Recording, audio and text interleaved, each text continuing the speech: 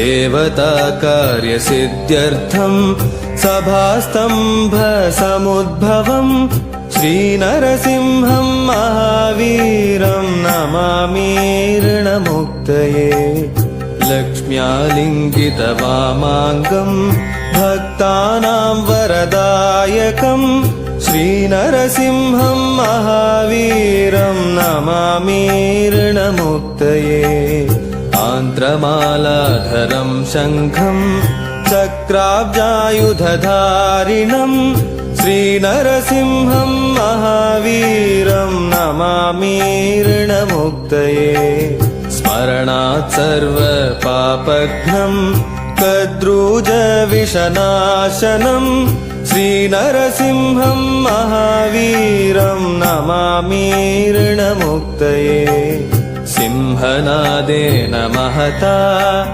दिग्दन्ति भयनाशनं श्रीनरसिंहं महावीरं नमामि ऋणमुक्तये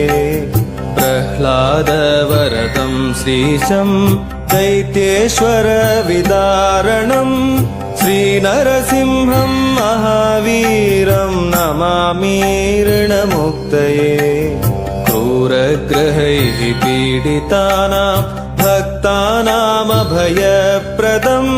श्रीनरसिंहं महावीरं नमामि ऋणमुक्तये वेदवेदान्तयज्ञेशं ब्रह्मरुद्रादिवन्दितं श्रीनरसिंहं महावीरं नमामि ऋणमुक्तये यद् पठते नित्यं ऋणविमोचनसंज्ञितम् अनृणी जायते सद्यो धनं शीघ्रमवाप्नुयात्।